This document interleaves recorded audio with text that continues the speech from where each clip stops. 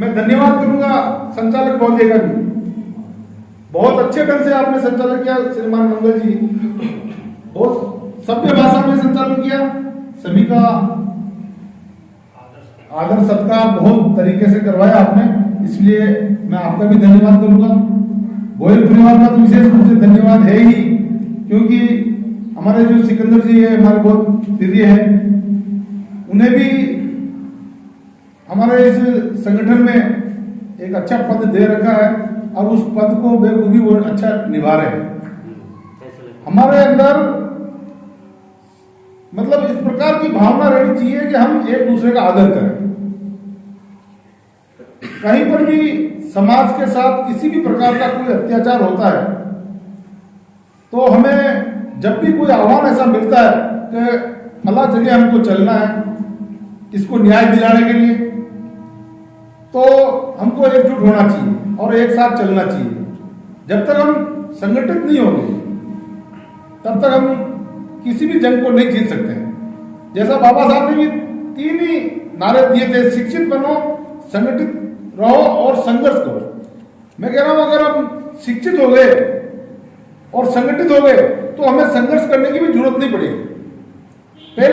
सबसे पहले हम हमारे बच्चों को शिक्षा के ऊपर ज्यादा ध्यान दिलावें, हमारे बच्चों को हम अच्छी से अच्छी और उच्च से उच्च शिक्षा तक उन्हें हम पहुंचाने का प्रयास करें। अगर हमारे बच्चे अच्छी शिक्षा प्राप्त करेंगे तो उन्हें अच्छी सोच आएगी और अच्छी सोच आएगी तो अच्छे लोगों का वो संगठन निश्चित रूप से बना लेंगे, और जब अच्छे लोगों का संगठन हमारा होगा तो संघर्ष करने में भी हमें कहीं दिक्कत नहीं आएगी। कहीं आवश्यकता पड़ी तो तुरंत हम सब अच्छे लोग सब एक जगह इकट्ठे हो जाएंगे।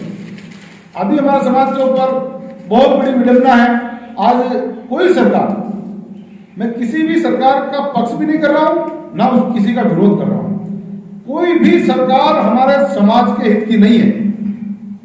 अभी आप देख रहे हो जो सफाई कर्मचारी भर्ती का मामला लगभग 1.5 साल भर से चल रहा है। पिछली कांग्रेस शासन में जो विज्ञप्ति निकली उसी विज्ञप्ति को गलत तरीके से निकाली गई, हमारे समाज के हित में नहीं है, इसलिए हम उसका विरोध कर रहे हैं। और विरोध करते करते ये स्थिति हो गई कि कम से कम उसके अंदर आज तक 7 बार संशोधन हो चुके हैं, लेकिन अभी भी हमारे समाज में के हित में नहीं हो। कारण ये है हमारा समाज एकजुट नहीं है। दूसरी बात, हमारे समाज के अच्छे अच्छे नेता, बहुत अच्छे अच्छे बोलने वाले वक्ता भी है, अच्छे अच्छे पदों पर भी विराजमान है, लेकिन बहुत भारी विडंबना इस बात की है कि वो समाज के लिए नहीं लड़ रहे हैं। समाज को कभी जागरूक करने का उन लोगों ने प्रयास नहीं किया। वो सिर्फ अपनी रोटियां सेक रहे हैं और अपने स्वार्थ सिद्ध करने का काम कर रहे हैं। आज समाज के ऊपर जो इतनी बड़ी ये आफत है एक तरह से कि हमारे जो जिस काम को हम करते थे और जिस काम करने से जो गैर समाज वाले हमारे से छुआछूत करते थे, आज हमारे ही काम को वो लोग करने के लिए तैयार हो रहे हैं और ये सरकार उन लोगों को काम देने के लिए तैयार हो रही है। ये हमारी फूट का कारण है।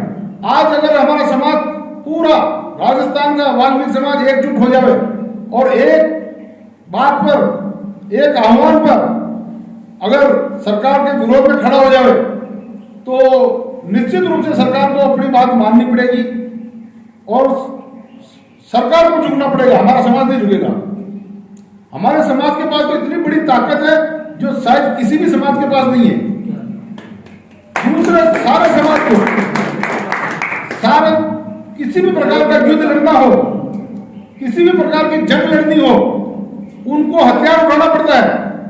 दूसरे समाज को अपने अधिकार लेने के लिए कभी रेल की पटरियां उखाड़नी पड़ती है, कहीं तोड़फोड़ करनी पड़ती है, लेकिन हमारा समाज के पास इतनी बड़ी ताकत है कि हमें कुछ नहीं करना। हमारे पास तो जो औजार है हमारा साफ सफाई करने का, उसको घर में रखना है और हमें चुप बैठना बस। हमारे को बैठे बैठे को हमारे को जीत मिल जाएगी, लेकिन शर्त यह है पूरा राजस्थान का वाल्मीकि समाज एक साथ बैठे, जीत होगी। आज अच्छे अच्छे पदों पर विराजमान नेता है, उनकी अच्छी पहुंच भी है, लेकिन वो समाज के लिए नहीं बोल रहे हैं। और जो बोल रहे हैं व्यक्ति वहां पर वो गलत फैसला ले रहे हैं, गलत समझौता कर रहे हैं। उस गलत समझौते के खिलाफ बाकी हमारे नेता इतने बड़े बड़े क्या वो क्यों नहीं बोल रहे? विरोध करना चाहिए। आप लोग देख रहे होंगे सोशल मीडिया के मार्फत से उस व्यक्ति का विरोध हम राजस्थान से गिने चुने 1-2 व्यक्ति कर रहे हैं।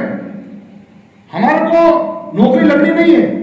हम जैसे कोटा वाले जो चंद्रभान जी है वो भी ओवरेज है, उनको भी नौकरी नहीं लगनी। घर में परिवार में वो साधन संपन्न है, उनके परिवार को नहीं लगानी। मैं ओवरेज हूं, मुझे कोई सरकार नौकरी नहीं लगा सकती है। मेरे बच्चे की नौकरी है, मेरी बच्ची की नौकरी है और मेरी पत्नी की भी नौकरी है। मेरे परिवार में किसी को नौकरी लगाना नहीं है। लेकिन आए दिन हम कहीं जयपुर जा रहे हैं, कभी कोटा जा रहे हैं या और कहीं धरना प्रदर्शन कर रहे हैं, बार बार मैसेज लिख रहे हैं या वीडियो बना के भेज रहे हैं या कॉन्फ्रेंस कर रहे हैं, तो किसके लिए कर रहे हैं? हम उन लोगों के लिए कर रहे हैं जो अब तक रोजगार करने लायक है लेकिन उनके पास रोजगार नहीं है और वो अशिक्षित है, इस सफाई के काम के अलावा दूसरा काम जानते नहीं है। मैं कहता हूं कि अगर हमारे समाज के जितने भी बेरोजगार हैं अब तक इस उम्र में काम करने की स्थिति में, उनकी बेरोजगारी दूर हो जाए तो हम इस सफाई का काम हम खुद हाथ छोड़ देंगे। हमें ये सफाई का काम नहीं करना।